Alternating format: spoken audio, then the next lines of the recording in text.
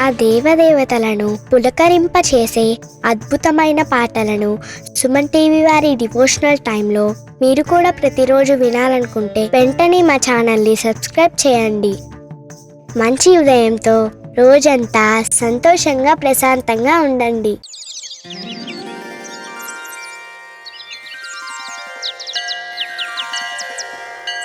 कौसल्या सुप्रजा रामपूर्वा सन्ध्या प्रवर्तते। उत्तिष्ठ नरशार्दूला कर्तव्यं दैवमानिकम्। कौसल्या सुप्रजा रामपूर्वा सन्ध्या प्रवर्तते। उत्तिष्ठ नरशार्दूला कर्तव्यं दैवमानिकम्। उत्तिष्ठोत्तिष्ठ गोविन्द उत्तिष्ठ गरुडध्वज। उत्तिष्ठ कमलाकान्ता त्रैलोक्यं मङ्गलं कुरु। उत्तिष्ठोत्तिष्ठ गोविन्द उत्तिष्ठ गरुडध्वज। उत्तिष्ठ कमलाकान्ता त्रैलोक्यं मङ्गलं कुरु। मातः समस्त जगतां मधुकैटभारे। वक्षो विहारिणि मनोहर दिव्यमूर्तेः। श्रीस्वामिनि श्रितजनप्रियदानशीले। श्रीवेङ्कटेश दयिते तव सुप्रभातम्। तव सुप्रभातमरविन्दलोचने। भवतु प्रसन्नमुखचन्द्रमण्डले। विधिशङ्करेन्द्रवनिताभिरचिते। वृषशैलनाथदयिते दयानिधे। अत्र्यादिसप्तऋषयः समुपास्य सन्ध्याम्। आकाशसिन्धुकमलानि मनोहराणि। आदाय पादयुगमर्चयितुं प्रसन्नाः। शेषाद्रिशेखर विभो तव सुप्रभातम्। पञ्चाननाब्ज भव षण्मुखवासवाद्याः। त्रैविक्रमादिचरितं विबुधास्तुवन्ति। भाषापतिः पठति वासरशुद्धिमारात्। शेषाद्रिशेखर विभो तव सुप्रभातम्। ईषत्प्रफुल्लसरसीरुहनारिकेळ पूगद्रुमादिसुमनोहरपालिकानाम्। आवाति मन्दमनिलक्सह दिव्यगन्धैः। शेषाद्रिशेखर विभो तव सुप्रभातम्। उन्मील्य नेत्रयुगमुत्तमपञ्जरस्थाः।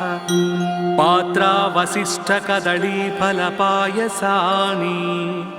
भुक्त्या सलीलमधकेलिशुखाः पठन्ति। शेषाद्रिशेखर विभो तव सुप्रभातम्। तन्त्री प्रकर्ष मधुरस्वनया विपञ्च। गायत्यनन्तचरितं तव नारदोऽपि। भाषा समग्रमसकृत्करचारुरम्यम्। शेषाद्रिशेखर विभो तव सुप्रभातम्।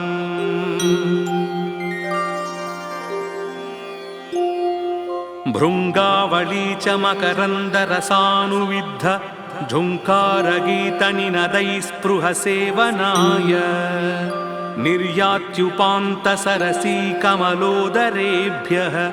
शेषाद्रिशेखर विभो तव सुप्रभातम्।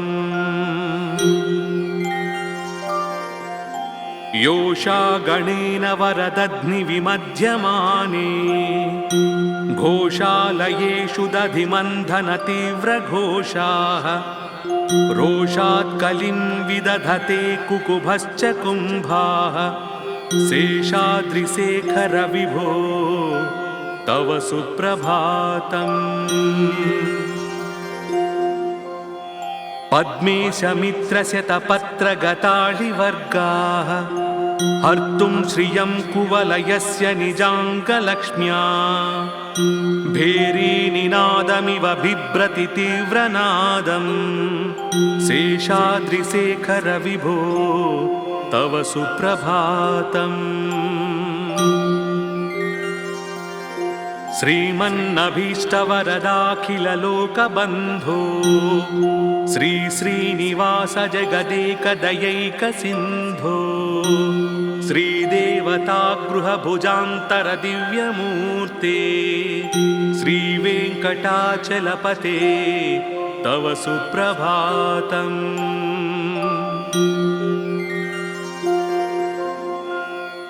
श्रीस्वामी पुष्करिणिकाप्लवनिर्मलाङ्गाः श्रेयोर्धिनो हरिविरिञ्चि सनन्दनाद्याः द्वारे वसन्ति वरवेत्रहतोत्तमाङ्गाः श्रीवेङ्कटाचलपते तव सुप्रभातम् श्रीशेषशैलगरुडाचलवेङ्कटाद्रिनारायणाद्रि वृषभाद्रिवृषाद्रिमुख्याम् आख्यां त्वदीयवसतेरनिशं वदन्ति श्रीवेङ्कटाचलपते तव सुप्रभातम् सेवापरा शिव सुरेश कृशानुधर्म रक्षोऽम्बुनाथ पवमान धनाधिनाथा बद्धाञ्जलि प्रविलसन्निज शीर्षदेशाः श्रीवेङ्कटाचलपते तव सुप्रभातम्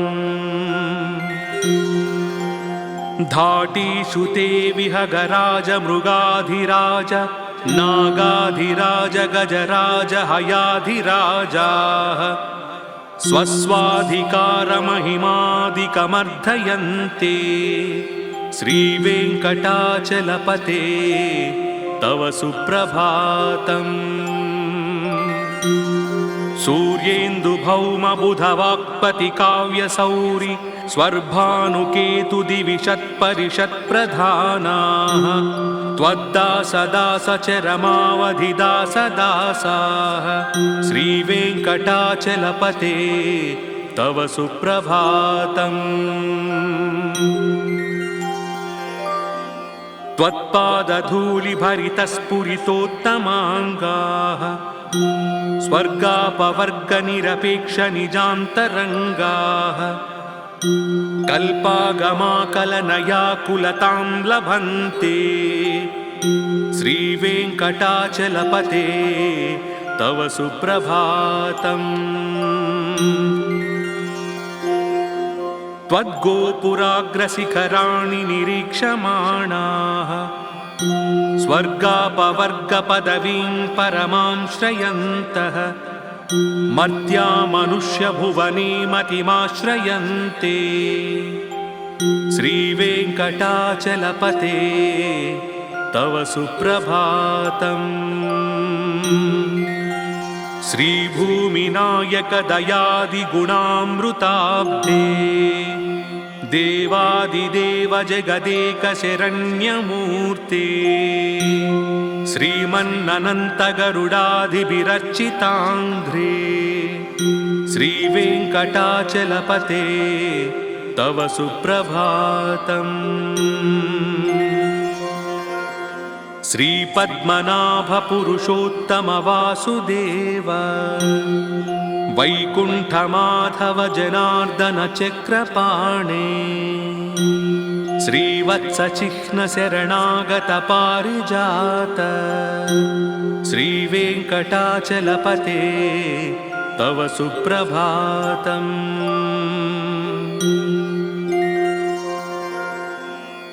कन्दर्पदर्पहर सुन्दर दिव्यमूर्ते कान्ताकुचाम्बुरुह कुट्मललोलदृष्टे कल्याण निर्मल गुणाकर दिव्यकीर्ते श्रीवेङ्कटाचलपते तव सुप्रभातम् मीनाकृते कमठकोल नृसिंहवर्णिम् स्वामिन् परश्वध तपोधन रामचन्द्र शेषांश राम यदुनन्दन कल्किरूप श्रीवेङ्कटाचलपते तव सुप्रभातम्। येलालवङ्गघनसारसुगन्धितीर्थम् दिव्यं वियत्सरिति हेमघटेषु पूर्णम् धृत्वाद्यवैदिकशिखामणयः प्रहृष्टाः तिष्ठन्ति वेङ्कटपते तव सुप्रभातम्। भास्वानुदेति विकचानि सरोरुहाणि सम्पूरयन्ति निनदैः ककुभो विहङ्गाः श्रीवैष्णवात् सततमर्धितमङ्गलास्ते धामाश्रयन्ति तव वेङ्कटसुप्रभातम्। ब्रह्मादयः सुरवराः समहर्षयस्ते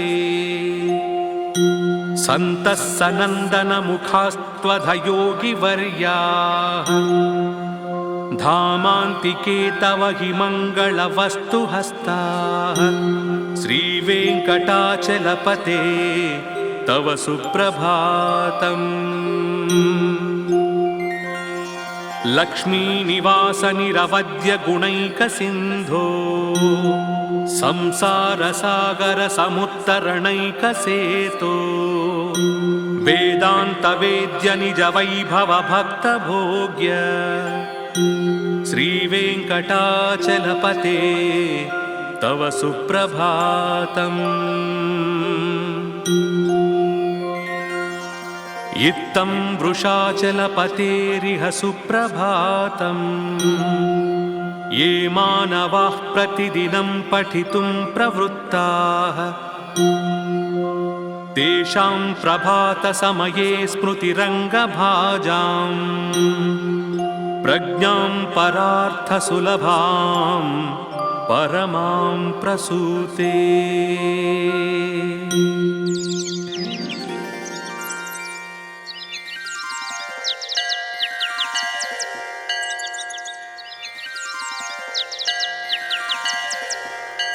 कौसल्या सुप्रजा रामपूर्वा सन्ध्या प्रवर्तते उत्तिष्ठ नरशार्दूला कर्तव्यं दैवमानिकम्। कौसल्या सुप्रजा रामपूर्वा सन्ध्या प्रवर्तते उत्तिष्ठ नरशार्दूला कर्तव्यं दैवमानिकम्। उत्तिष्ठोत्तिष्ठ गोविन्द उत्तिष्ठ गरुडध्वज उत्तिष्ठ कमलाकान्ता त्रैलोक्यं मङ्गलं कुरु। उत्तिष्ठोत्तिष्ठ गोविन्द उत्तिष्ठ गरुडध्वज उत्तिष्ठ कमलाकान्ता त्रैलोक्यं मङ्गलं कुरु। मातः समस्तजगतां मधुकैटभारे वक्षो विहारिणि मनोहर दिव्यमूर्तेः श्रीस्वामिनि श्रितजनप्रियदानशीले श्रीवेङ्कटेश दयिते तव सुप्रभातम्। तव सुप्रभातमरविन्दलोचने भवतु प्रसन्नमुखचन्द्रमण्डले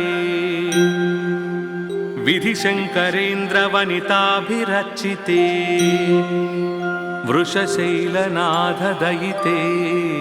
दयानिधे।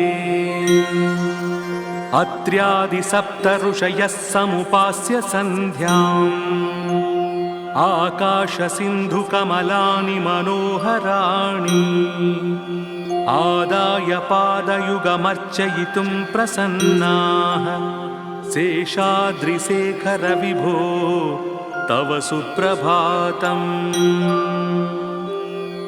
पञ्चाननाब्जभवषण्मुखवासवाद्याः त्रैविक्रमादिचरितं विबुधास्तुवन्ति भाषापतिः पठति वासरशुद्धिमारात् शेषाद्रिशेखर विभो तव सुप्रभातम्।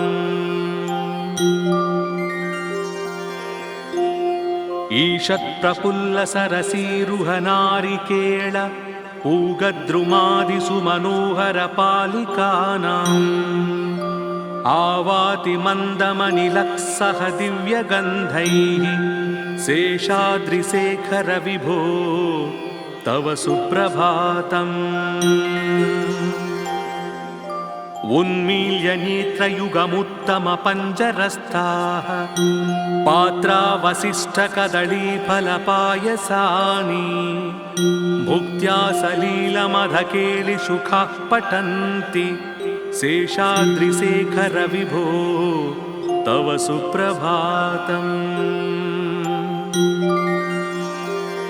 तन्त्री प्रकर्ष मधुरस्वनया विपञ्च गायत्यनन्तचरितं तव नारदोऽपि भाषा समग्रमसकृत्करचारुरम्यं शेषाद्रिशेखर विभो तव सुप्रभातम्।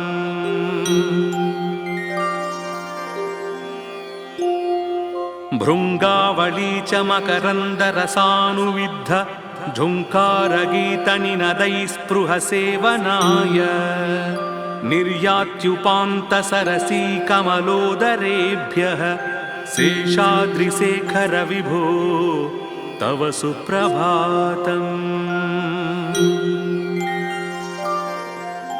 योषा गणेन वरदध्निविमध्यमाने घोषालयेषु दधिमन्थनतीव्रघोषाः रोषात् कलिं विदधते कुकुभश्च कुम्भाः शेषाद्रिशेखर विभो तव सुप्रभातम्।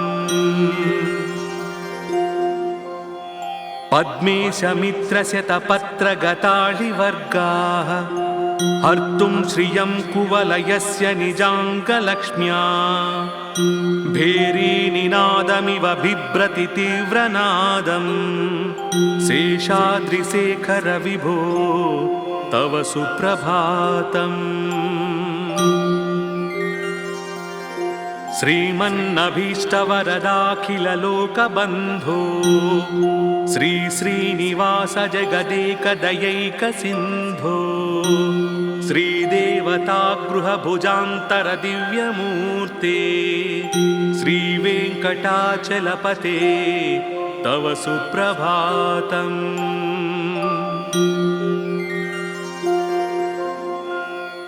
श्रीस्वामी पुष्करिणिकाप्लवनिर्मलाङ्गाः श्रेयोर्धिनो हरिविरिञ्चि सनन्दनाद्याः द्वारे वसन्ति वरवेत्रहतोत्तमाङ्गाः श्रीवेङ्कटाचलपते तव सुप्रभातम्। श्रीशेषशैलगरुडाचलवेङ्कटाद्रिनारायणाद्रि वृषभाद्रिवृषाद्रिमुख्याम् आख्यां त्वदीयवसतेरनिशं वदन्ति श्रीवेङ्कटाचलपते तव सुप्रभातम्।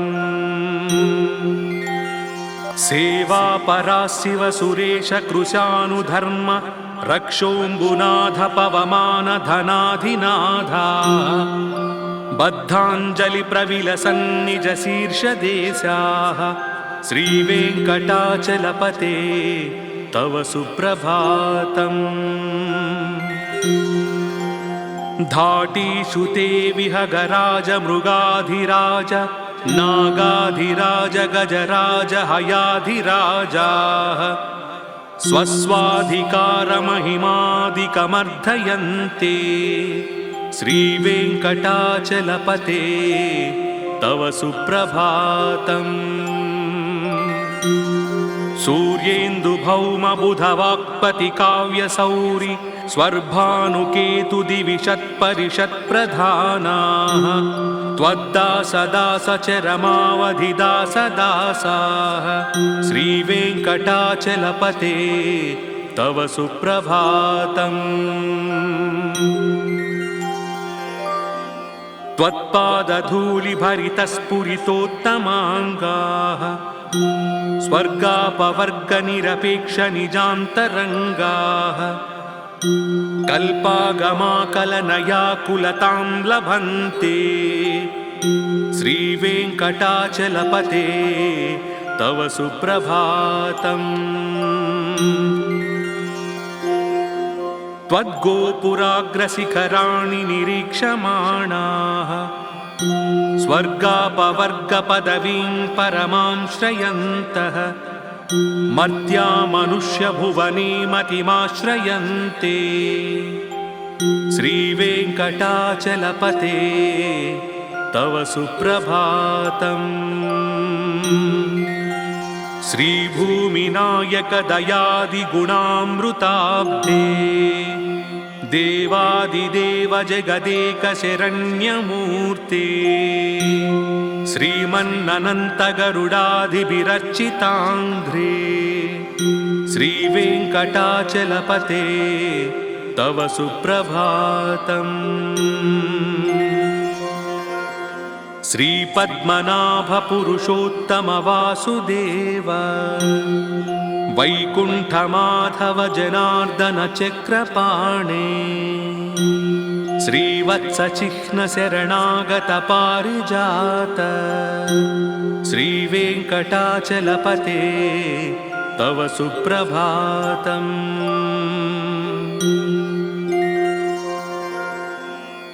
कन्दर्पदर्पहर सुन्दर दिव्यमूर्ते कान्ताकुचाम्बुरुह कुट्मललोलदृष्टे कल्याण निर्मल गुणाकर दिव्यकीर्ते श्रीवेङ्कटाचलपते तव सुप्रभातम्। मीनाकृते कमठकोलनृसिंहवर्णिन् स्वामिन् परश्वध तपोधन रामचन्द्र शेषांस राम यदुनन्दन कल्किरूप श्रीवेङ्कटाचलपते तव सुप्रभातम्। येलालवङ्गघनसारसुगन्धितीर्थम् दिव्यं वियत्सरिति हेमघटेषु पूर्णम् धृत्वाद्यवैदिकशिखामणयः प्रहृष्टाः तिष्ठन्ति वेङ्कटपते तव सुप्रभातम्। भास्वानुदेति विकचानि सरोरुहाणि सम्पूरयन्ति निनदैः ककुभो विहङ्गाः श्रीवैष्णवात् सततमर्धितमङ्गलास्ते धामाश्रयन्ति तव वेङ्कटसुप्रभातम्। ब्रह्मादयः सुरवराः समहर्षयस्ते सन्तः सनन्दनमुखास्त्वधयोगिवर्याः धामान्तिके तव हि मङ्गलवस्तुहस्ताः श्रीवेङ्कटाचलपते तव सुप्रभातम्। लक्ष्मीनिवास निरवद्य गुणैकसिन्धो संसारसागर समुत्तरणैकसेतो वेदान्तवेद्य निज वैभव भक्तभोग्य श्रीवेङ्कटाचलपते तव सुप्रभातम्। इत्थं वृषाचलपतेरिह सुप्रभातम्। ये मानवाः प्रतिदिनं पठितुं प्रवृत्ताः तेषां प्रभातसमये स्मृतिरङ्गभाजां प्रज्ञां परार्थसुलभां परमां प्रसूते।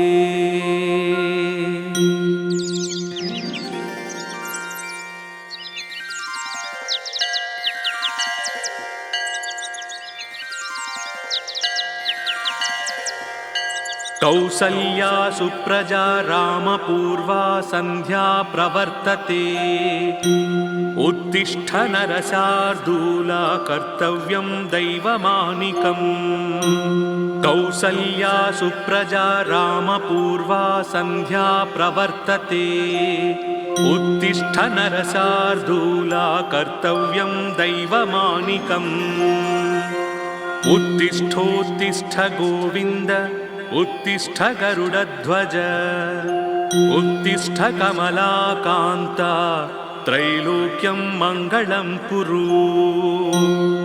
उत्तिष्ठोत्तिष्ठ गोविन्द उत्तिष्ठ गरुडध्वज उत्तिष्ठ कमलाकान्ता त्रैलोक्यं मङ्गलं कुरु मातः समस्त जगतां मधुकैटभारे वक्षो विहारिणि मनोहर दिव्यमूर्तेः श्रीस्वामिनि श्रितजनप्रियदानशीले श्रीवेङ्कटेश दयिते तव सुप्रभातम्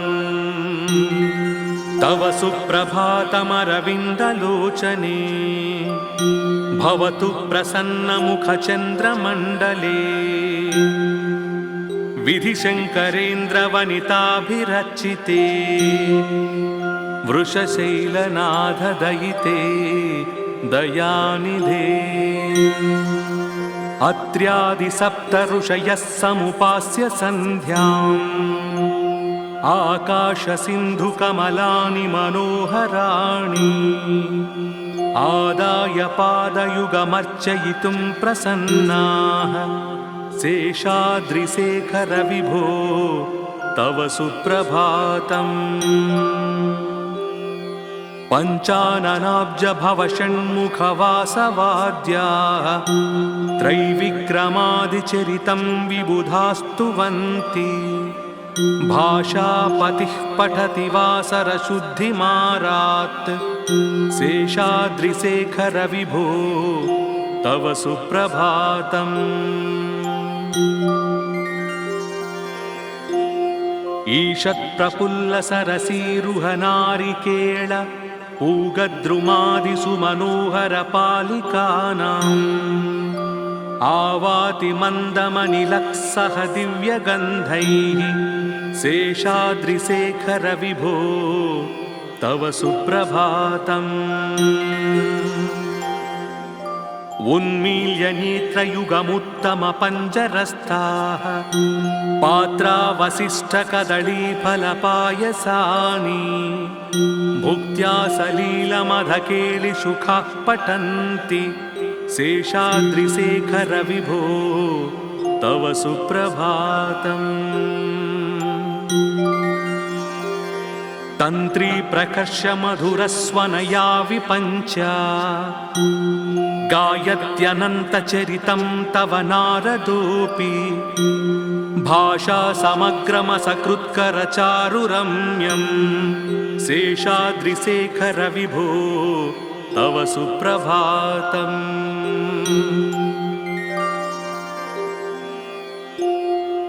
भृङ्गावली च मकरन्दरसानुविद्ध झुङ्कारगीतनिनदैस्पृहसेवनाय निर्यात्युपान्तसरसीकमलोदरेभ्यः शेषाद्रिशेखर विभो तव सुप्रभातम् योषा गणेन वरदध्निविमध्यमाने घोषालयेषु दधिमन्थनतीव्रघोषाः रोषात् कलिं विदधते कुकुभश्च कुम्भाः शेषाद्रिशेखर विभो तव सुप्रभातम् पद्मेशमित्रशतपत्रगताळिवर्गाः हर्तुं श्रियं कुवलयस्य निजाङ्गलक्ष्म्या भेरीनिनादमिव बिभ्रति तीव्रनादम् शेषाद्रिशेखर विभो तव सुप्रभातम् श्रीमन्नभीष्टवरदाखिललोकबन्धो श्री श्रीनिवास जगदेकदयैकसिन्धो श्रीदेवतागृहभुजान्तरदिव्यमूर्ते श्रीवेङ्कटाचलपते तव सुप्रभातम्।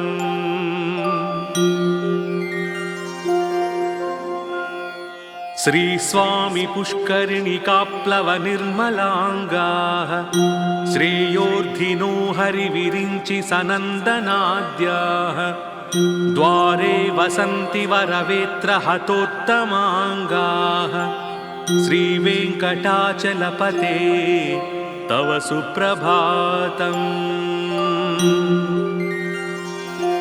श्रीशेषशैलगरुडाचलवेङ्कटाद्रिनारायणाद्रि वृषभाद्रिवृषाद्रिमुख्याम् आख्यां त्वदीयवसतेरनिशं वदन्ति श्रीवेङ्कटाचलपते तव सुप्रभातम्।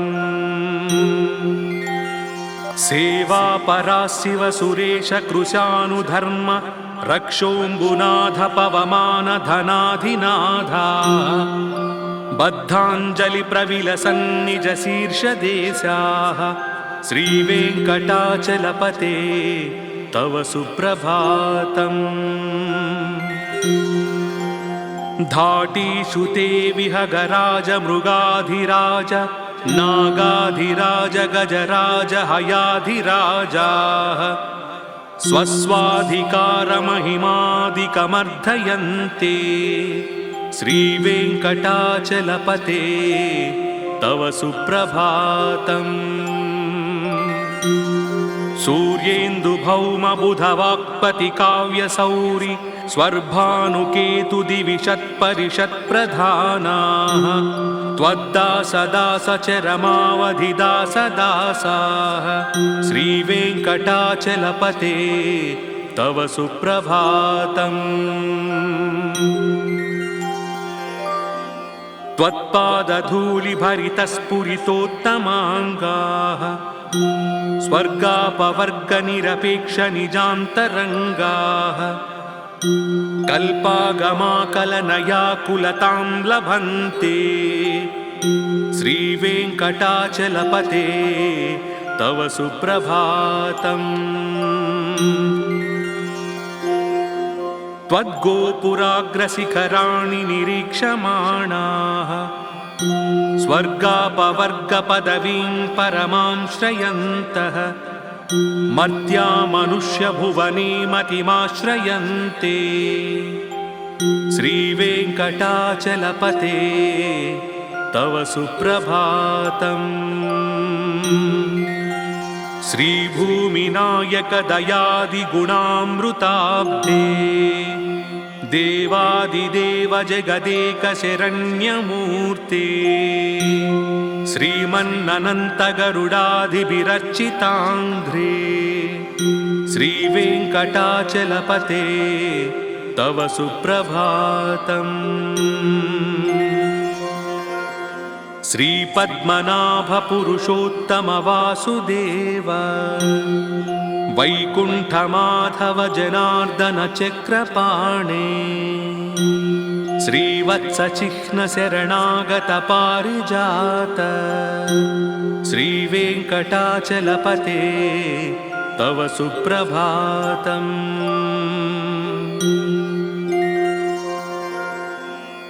कन्दर्पदर्पहर सुन्दर दिव्यमूर्ते कान्ताकुचाम्बुरुह कुट्मललोलदृष्टे कल्याण निर्मल गुणाकर दिव्यकीर्ते श्रीवेङ्कटाचलपते तव सुप्रभातम्। मीनाकृते कमठकोल नृसिंहवर्णिन् स्वामिन् परश्वध तपोधन रामचन्द्र शेषांश राम यदुनन्दन कल्किरूप श्रीवेङ्कटाचलपते तव सुप्रभातम्। येलालवङ्गघनसारसुगन्धितीर्थम् दिव्यं वियत्सरिति हेमघटेषु पूर्णम् धृत्वाद्यवैदिकशिखामणयः प्रहृष्टाः तिष्ठन्ति वेङ्कटपते तव सुप्रभातम्। भास्वानुदेति विकचानि सरोरुहाणि सम्पूरयन्ति निनदैः ककुभो विहङ्गाः श्रीवैष्णवात् सततमर्धितमङ्गलास्ते धामाश्रयन्ति तव वेङ्कटसुप्रभातम्। ब्रह्मादयः सुरवराः समहर्षयस्ते सन्तः सनन्दनमुखास्त्वधयोगिवर्याः धामान्तिके तव हि मङ्गलवस्तुहस्ताः श्रीवेङ्कटाचलपते तव सुप्रभातम्।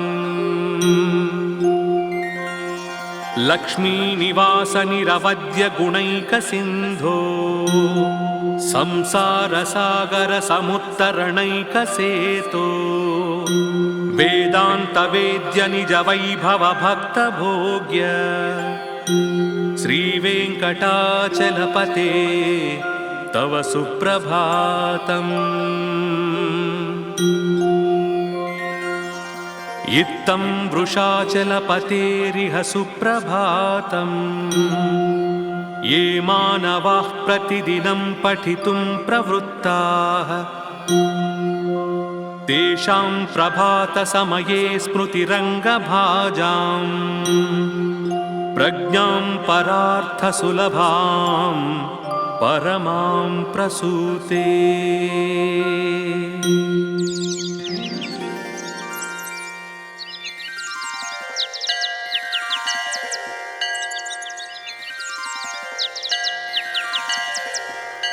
कौसल्या सुप्रजा रामपूर्वा सन्ध्या प्रवर्तते उत्तिष्ठ नरशार्दूला कर्तव्यं दैवमानिकम्। कौसल्या सुप्रजा रामपूर्वा सन्ध्या प्रवर्तते उत्तिष्ठ नरशार्दूला कर्तव्यं दैवमानिकम्। उत्तिष्ठोत्तिष्ठ गोविन्द उत्तिष्ठ गरुडध्वज उत्तिष्ठ कमलाकान्ता त्रैलोक्यं मङ्गलं कुरु। उत्तिष्ठोत्तिष्ठ गोविन्द उत्तिष्ठ गरुडध्वज उत्तिष्ठ कमलाकान्ता त्रैलोक्यं मङ्गलं कुरु। मातः समस्तजगतां मधुकैटभारे वक्षो विहारिणि मनोहर दिव्यमूर्तेः श्रीस्वामिनि श्रितजनप्रियदानशीले श्रीवेङ्कटेश दयिते तव सुप्रभातम्। तव सुप्रभातमरविन्दलोचने भवतु प्रसन्नमुखचन्द्रमण्डले विधिशङ्करेन्द्रवनिताभिरचिते वृषशैलनाथदयिते दयानिधे। अत्र्यादिसप्तऋषयः समुपास्य सन्ध्याम् आकाशसिन्धुकमलानि मनोहराणि आदाय पादयुगमर्चयितुं प्रसन्नाः शेषाद्रिशेखर विभो तव सुप्रभातम्। पञ्चाननाब्ज भवषण्मुखवासवाद्याः त्रैविक्रमादिचरितं विबुधास्तुवन्ति भाषापतिः पठति वासरशुद्धिमारात् शेषाद्रिशेखर विभो तव सुप्रभातम्। ईषत्प्रफुल्लसरसीरुहनारिकेळ पूगद्रुमादिसु मनोहरपालिकानां आवाति मन्दमनिलः सह दिव्यगन्धैः शेषाद्रिशेखर विभो तव सुप्रभातम् उन्मील्य नेत्रयुगमुत्तमपञ्जरस्थाः पात्रावसिष्ठकदळीफलपायसानि भुक्त्या सलीलमधकेलिशुखाः पठन्ति शेषाद्रिशेखर विभो तव सुप्रभातम् तन्त्री प्रकर्ष मधुरस्वनया विपञ्च गायत्यनन्तचरितं तव नारदोऽपि भाषा समग्रमसकृत्करचारुरम्यं शेषाद्रिशेखर विभो तव सुप्रभातम्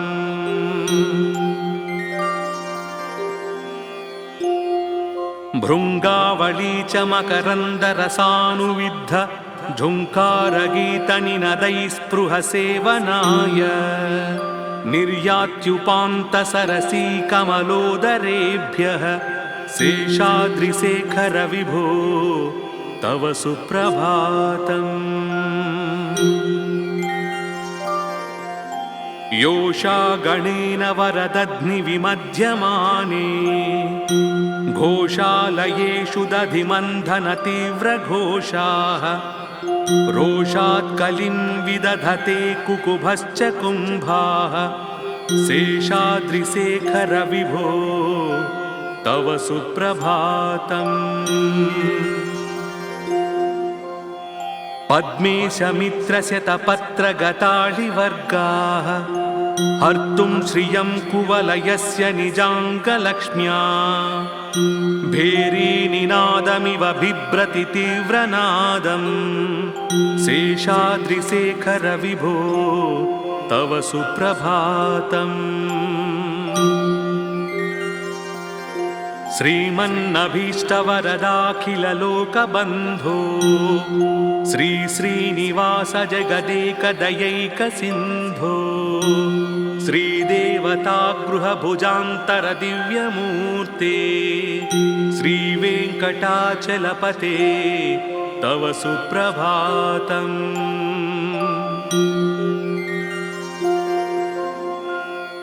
श्रीस्वामी पुष्करिणिकाप्लवनिर्मलाङ्गाः श्रेयोर्धिनो हरिविरिञ्चि सनन्दनाद्याः द्वारे वसन्ति वरवेत्रहतोत्तमाङ्गाः श्रीवेङ्कटाचलपते तव सुप्रभातम्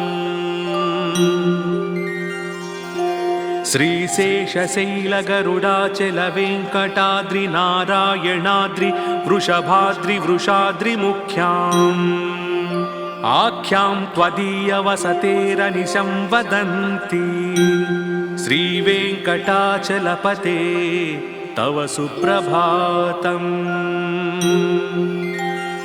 सेवापरा शिव सुरेश कृशानुधर्म रक्षोऽम्बुनाथ पवमान धनाधिनाथा बद्धाञ्जलि प्रविलसन्निज शीर्षदेशाः श्रीवेङ्कटाचलपते तव सुप्रभातम्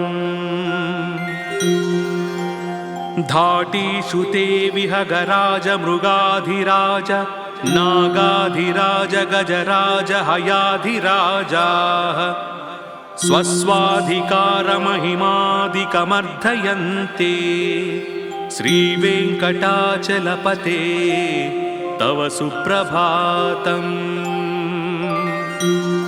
सूर्येन्दुभौमबुधवाक्पतिकाव्यसौरि स्वर्भानुकेतुदिविषत्परिषत्प्रधानाः त्वद्दासदासचरमावधिदासदासाः श्रीवेङ्कटाचलपते तव सुप्रभातम्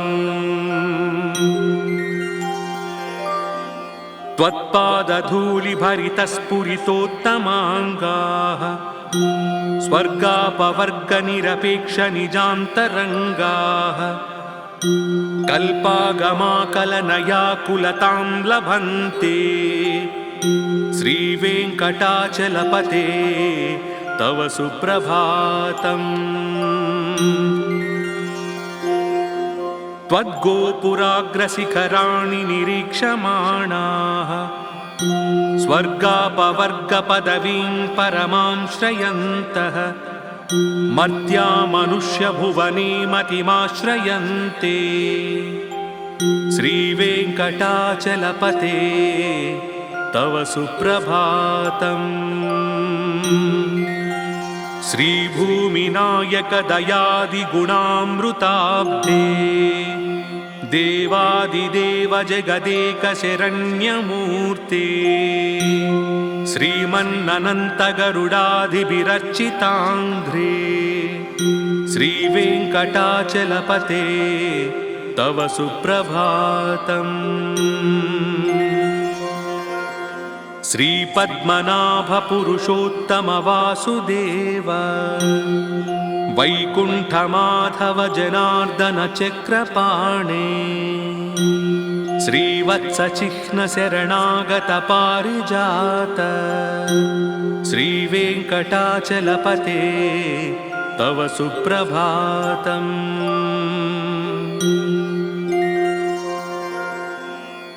कन्दर्पदर्पहर सुन्दर दिव्यमूर्ते कान्ताकुचाम्बुरुह कुट्मललोलदृष्टे कल्याण निर्मल गुणाकर दिव्यकीर्ते श्रीवेङ्कटाचलपते तव सुप्रभातम्। मीनाकृते कमठकोलनृसिंहवर्णिन् स्वामिन् परश्वध तपोधन रामचन्द्र शेषांस राम यदुनन्दन कल्किरूप श्रीवेङ्कटाचलपते तव सुप्रभातम्। येलालवङ्गघनसार सुगन्धितीर्थम् दिव्यं वियत्सरिति हेमघटेषु पूर्णम् धृत्वाद्यवैदिकशिखामणयः प्रहृष्टाः तिष्ठन्ति वेङ्कटपते तव सुप्रभातम्। भास्वानुदेति विकचानि सरोरुहाणि सम्पूरयन्ति निनदैः ककुभो विहङ्गाः श्रीवैष्णवात् सततमर्धितमङ्गलास्ते धामाश्रयन्ति तव वेङ्कटसुप्रभातम्। ब्रह्मादयः सुरवराः समहर्षयस्ते सन्तः सनन्दनमुखास्त्वधयोगिवर्याः धामान्तिके तव हि मङ्गलवस्तुहस्ताः श्रीवेङ्कटाचलपते तव सुप्रभातम्। लक्ष्मीनिवास निरवद्य गुणैकसिन्धो संसारसागर समुत्तरणैकसेतो वेदान्तवेद्य निज वैभव भक्तभोग्य श्रीवेङ्कटाचलपते तव सुप्रभातम्। इत्थं वृषाचलपतेरिह सुप्रभातम्। ये मानवाः प्रतिदिनं पठितुं प्रवृत्ताः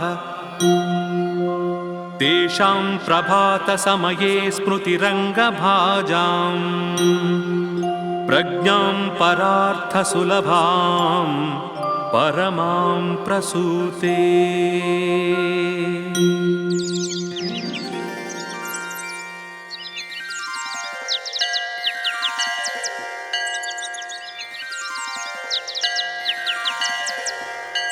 कौसल्या सुप्रजा रामपूर्वा सन्ध्या प्रवर्तते उत्तिष्ठ नरशार्दूला कर्तव्यं दैवमानिकम् कौसल्या सुप्रजा रामपूर्वा सन्ध्या प्रवर्तते उत्तिष्ठ नरशार्दूला कर्तव्यं दैवमानिकम् उत्तिष्ठोत्तिष्ठ गोविन्द उत्तिष्ठ गरुडध्वज उत्तिष्ठ कमलाकान्ता त्रैलोक्यं मङ्गलं कुरु उत्तिष्ठोत्तिष्ठ गोविन्द उत्तिष्ठ गरुडध्वज उत्तिष्ठ कमलाकान्ता त्रैलोक्यं मङ्गलं कुरु मातः समस्तजगतां मधुकैटभारे वक्षो विहारिणि मनोहर दिव्यमूर्तेः श्रीस्वामिनि श्रितजनप्रियदानशीले श्रीवेङ्कटेश दयिते तव सुप्रभातम् तव सुप्रभातमरविन्दलोचने भवतु प्रसन्नमुखचन्द्रमण्डले विधिशङ्करेन्द्रवनिताभिरचिते वृषशैलनाथदयिते दयानिधे अत्र्यादिसप्तऋषयः समुपास्य सन्ध्याम् आकाशसिन्धुकमलानि मनोहराणि आदाय पादयुगमर्चयितुं प्रसन्नाः शेषाद्रिशेखर विभो तव सुप्रभातम् पञ्चाननाब्जभवषण्मुखवासवाद्याः त्रैविक्रमादिचरितं विबुधास्तुवन्ति भाषापतिः पठति वासरशुद्धिमारात् शेषाद्रिशेखर विभो तव सुप्रभातम् ईषत्प्रफुल्लसरसीरुहनारिकेळ पूगद्रुमादिसुमनोहरपालिकानाम् आवाति मन्दमनिलः सह दिव्यगन्धैः शेषाद्रिशेखर विभो तव सुप्रभातम् उन्मील्य नेत्रयुगमुत्तमपञ्जरस्थाः पात्रावसिष्ठकदळीफलपायसानि भुक्त्या सलीलमधकेलिसुखाः पठन्ति शेषाद्रिशेखर विभो तव सुप्रभातम्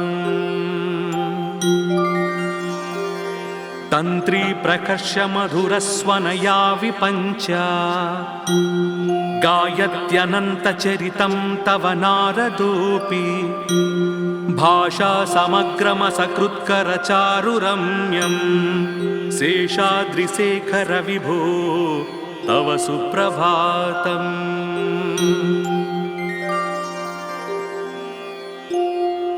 भृङ्गावळी च मकरन्दरसानुविद्ध झुङ्कारगीतनिनदैस्पृहसेवनाय निर्यात्युपान्तसरसी कमलोदरेभ्यः शेषाद्रिशेखर विभो तव सुप्रभातम्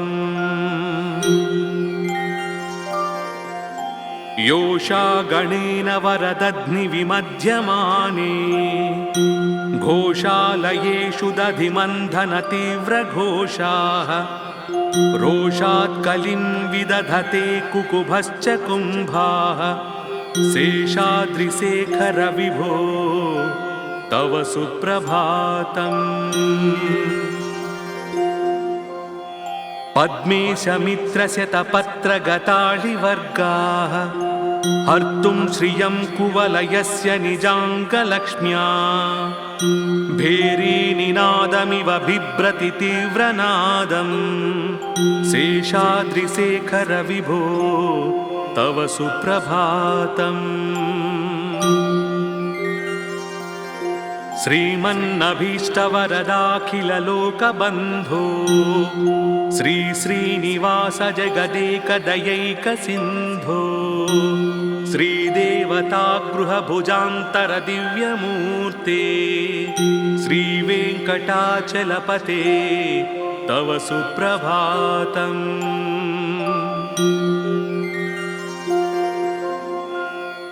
श्रीस्वामी पुष्करिणिकाप्लवनिर्मलाङ्गाः श्रेयोर्धिनो हरिविरिञ्चि सनन्दनाद्याः द्वारे वसन्ति वरवेत्रहतोत्तमाङ्गाः श्रीवेङ्कटाचलपते तव सुप्रभातम्। श्रीशेषशैलगरुडाचलवेङ्कटाद्रिनारायणाद्रि वृषभाद्रिवृषाद्रिमुख्याम् आख्यां त्वदीयवसतेरनिशं वदन्ति श्रीवेङ्कटाचलपते तव सुप्रभातम्। सेवापरा शिव सुरेश कृशानुधर्म रक्षोऽम्बुनाथ पवमान धनाधिनाधा बद्धाञ्जलिप्रविलसन्निज शीर्षदेशाः श्रीवेङ्कटाचलपते तव सुप्रभातम्।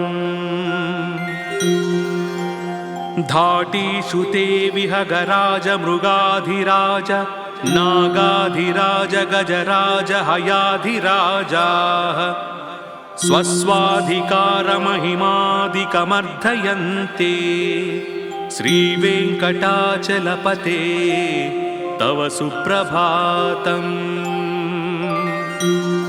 सूर्येन्दुभौमबुधवाक्पतिकाव्यसौरि स्वर्भानुकेतुदिविषत्परिषत्प्रधानाः त्वद्दासदासचरमावधिदासदासाः श्रीवेङ्कटाचलपते तव सुप्रभातम्।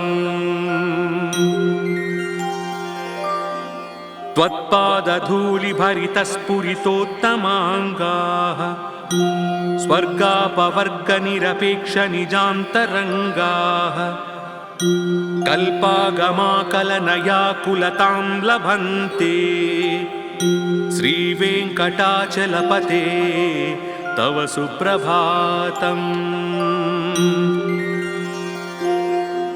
त्वद्गोपुराग्रशिखराणि निरीक्षमाणाः स्वर्गापवर्गपदवीं परमां श्रयन्तः मर्त्या मनुष्यभुवने मतिमाश्रयन्ते श्रीवेङ्कटाचलपते तव सुप्रभातम्। श्रीभूमिनायकदयादिगुणामृताब्धे देवादिदेव जगदेकशरण्यमूर्ते श्रीमन्ननन्तगरुडाधिभिरर्चिताङ्घ्रे श्रीवेङ्कटाचलपते तव सुप्रभातम्।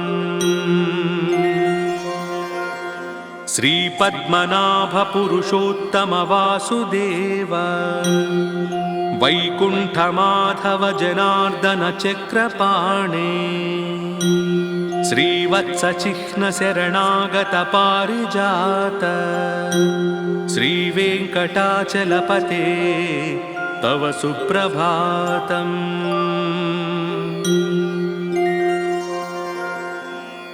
कन्दर्पदर्पहर सुन्दर दिव्यमूर्ते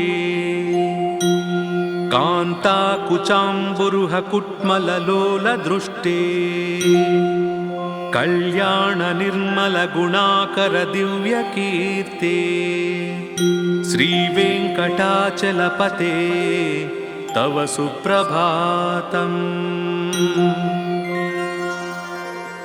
मीनाकृते कमठकोल नृसिंहवर्णिन् स्वामिन् परश्वध तपोधन रामचन्द्र शेषांश राम यदुनन्दन कल्किरूप श्रीवेङ्कटाचलपते तव सुप्रभातम्।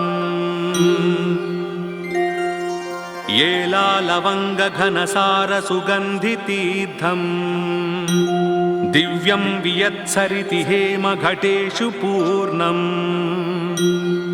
धृत्वाद्यवैदिकशिखामणयः प्रहृष्टाः तिष्ठन्ति वेङ्कटपते तव सुप्रभातम्। भास्वानुदेति विकचानि सरोरुहाणि सम्पूरयन्ति निनदैः ककुभो विहङ्गाः श्रीवैष्णवात् सततमर्धितमङ्गलास्ते धामाश्रयन्ति तव वेङ्कटसुप्रभातम्। ब्रह्मादयः सुरवराः समहर्षयस्ते सन्तः सनन्दनमुखास्त्वधयोगिवर्याः धामान्तिके तव हि मङ्गलवस्तुहस्ताः श्रीवेङ्कटाचलपते तव सुप्रभातम्।